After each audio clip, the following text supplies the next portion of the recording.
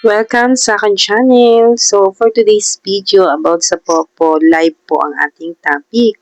So, dito i-share ko sa inyo kung paano po mapapataas ang inyong tasking o yung earnings sa Popo Live.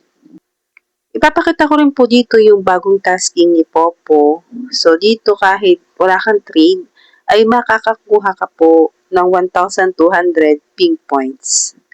Kung interesado ka po sa video na to, ay tapusin mo hanggang dulo. So hello guys, mga hindi pala nakakakilala sa akin, ako po si Jelly Ann from Jelly Ann Tutorial. Nag-upload po ako dito sa aking YouTube channel ng about sa earning app na kung saan ay pwede kang kumita kahit ikay nasa bahay lang. Kung gusto mo ng ganung topic, ay pwede kang bumisita sa aking YouTube channel. And please don't forget to subscribe. Hit mo na rin ang bell button para maging updated ka sa ating susunod pang upload. So dito sisimulan ko na nga i-explain sa inyo kung paano mag-level up ang inyong earnings sa Popo at kung ano po yung ordinaryong tasking ngayon ni Popo Live. Sa mga wala pa dyan Popo Live, ilalagay ko po sa comment section na link, i-download yun na po. Ang Popo Live po sa mga hindi nakakaalam, ito po ay application, pwede nyo siyang i-download sa Play Store, wala po yung bayad. So kung mayroon ka ng cellphone at internet, pwede mo yung pagkakitaan. I-download mo na si Popo at mag-live ka na. Kasi dyan, legit po yan si Popo. Marami na pong nakasahod dyan at isa na nga po ako dito. So, ayan nga po ang aking proof na ako'y nakasahod. At kung gusto mo nga po ay i-download mo na, ilalagay ko sa comment section ang link para madiretso ka sa application na sinasabi ko. So, wag na natin itong patagalin. Simulan na natin ang ating tutorial. Let's go! So, ito po yung ordinary tasking ngayon ni Popo Live. Sa mga hindi po nakakalam, ang earning app po ay nag-a-update po yan. Nag-iiba po ng tasking. So, ngayon, ang ipapakita ko po ngayong tasking ni Popo ay ito po yung latest ngayon. So, ito yung sa live. So, dito kapag ka nag-live ka ng isang oras, may makukuha ka na 1,000 ping points. So, kapag naman isang oras at kalahati, mayroon kang makukuha na 200 ping points. So, yun pong live na yan na isang oras at kalahati, kapag natapos mo sa madalit sabi, ay makakakuha ka ng 1,200 ping points. So, ayun ay makukuha mo lang kung nag-live ka ng isang oras at kalahati. Kahit hindi ka makipag-trade, basta mag-live ka ng isang oras at kalahati, ay makukuha mo yan. Yang iyong rewards na yan. Kaya kailangan mong i-receive kapag katapos mong mag-live. Kasi kapag natapos mo nga yung live mo ng isang oras at kalahati, pero hindi mo siya ni-receive, hindi po siya papasok sa iyong account. So, ito naman pong isa, magiging eligible daw yan sa iyong account kung ikaw ay makaka-receive ng 3,000 ping points. Pero kung hindi ka naka-receive ng 3,000 ping points, ay hindi mo po makukuha yung 800 na rewards na yan. So, yun po. Kailangan po dyan ng trade para po makakuha ka ng additional na 800 ping points. So, ganito yung itsura niya kapag ka nakakuha ka ng 3,000 ping points, may lalabas niyang receive. At kapag nag-live ka nga ng isang oras at kalahati, may lalabas diyang receive. Ayan. Kung makikita niyo yung tatlong receive na yan, i-receive niyo po yan para pumasok po sa inyong account yung inyong tasking. Ano po? So, ngayon, paano naman tumaas yung earnings natin sa Popo Live? Kung halimbawa man, wala kayong trade, ayun po, pinakita ko nung una, ayun po yung makukuha nyo sa inyong tasking sa Popo Live. Pero kapag nag-trade kayo, kagaya ko, ito pong may nakikita nyong mga ganyan, ay trade po yan. So, nakipag-trade po ako sa iba para po tumaas yung aking earnings. So, dito makikita nyo ito, ayan, yan po yung bilang ng aking na-trade. So, nagkaroon po ako dyan ng ping points at pagka-trade ko po na yun ay tumaas po yung aking earnings.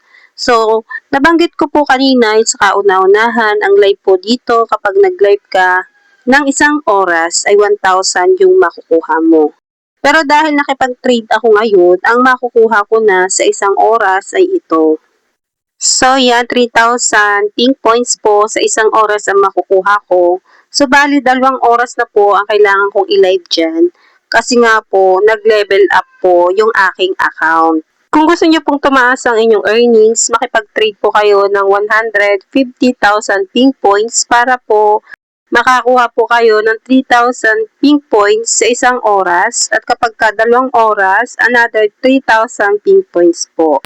So, pag natapos nyo yung tasking, ay ganito po yung marireceive ninyo. So, yan, 3,000 po, tapos yung 200 at yung 800. Kung gusto nyo pa po ng mas mataas dyan yung inyong earnings o yung inyong tasking na makukuha, ay makipag-trade po ulit kayo. So, kapag po mas mataas po yung earnings nyo, ay madadagdagan po yung oras ng live ninyo. So, pwede pong madagdagan ng 1 oras pa. Bali, 3 hours po ang live kapag mataas na po talaga yung earnings. Pag mataas ang earnings, ay mas madaling sasahod. Pero dito, ay kailangan mo nga makipag-trade. So, hindi ka naman makakapag-trade kapag wala kang coins. So, kailangan mo mag-recharge. So, yun. Nasa sa inyo po yung kung gusto nyo mag-recharge. Kasi, kapag nag-recharge kayo, may chance na tumaas yung earnings ninyo. Kung ayaw nyo naman, ay pwede din kasi nga, meron naman po siyang ordinary tasking. So, meron pa rin po kayong makukuha kahit hindi po kayo makipag-trade. Kailangan lang po dito ng sipag at tiyaga para makasahod kay Popo Live. So, baka nalilito po kayo ha. So, kailangan po ay makipag-trade para mag-level up po sa Popo. At kung ayaw nyo naman pong mag-recharge ng coins, ay pwede rin naman po. Kasi meron po siyang daily tasking. May marireceive pa rin po kayo doon kapag nag-tasking kayo. So, doon po, hindi na po kayo kailangan mag-recharge pa. So, yun lang po ang iipunin nyo para po makasahod dito sa Popo Live. So, ito pong 800 na nakikita nyo ngayon sa inyong screen. Ayan po yung rewards sa CS o sa tinatawag natin na crown seat. Kailangan nyo lang po mag-CS ng 1 oras para ma-receive nyo po yung 800 pink points. Tapos, meron pa pong additional na 800 pink points kung nakaka-receive ka ng 120 na pink points. Tapos, mag-CCS ka din dyan ng hanggang 2 hours para makuha mo yung additional na 800 pink points. So, ganun lang po mga ka-jelly. Kung gusto nyo pong tumaas ang earnings sa Popo, ay more trade po ang inyong gawin. Kasi depende po sa trade ninyo ang inyong earnings. So, inuulit ko din po, kung halimbawa ay ayaw nyo pong mag-recharge ng coins, ay pwede rin naman kasi meron po siyang daily tasking.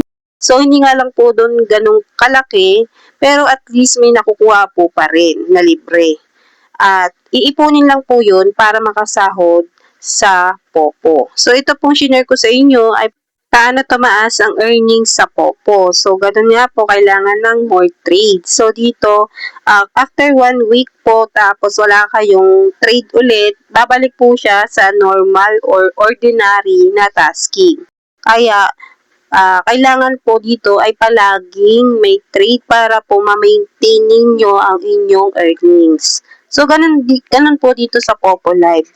So, hindi porket nag-trade ka ng 1 beses ay ganun na po talaga yung inyong tasking. Hindi po ganun. Bababa po yan or babalik sa dating tasking kapag hindi po kayo nag-trade after 1 week or before 1 week. So, yun po. Sana po inagets nyo po ang aking tutorial kung paano nga po tumaas ang earnings dito sa Popo Live. Sa mga gusto pa ng ibang earning app, ay pwede kayong bumisita sa aking YouTube channel and please don't forget to subscribe ng aking YouTube channel. So yun lang. Thank you for watching. Bye!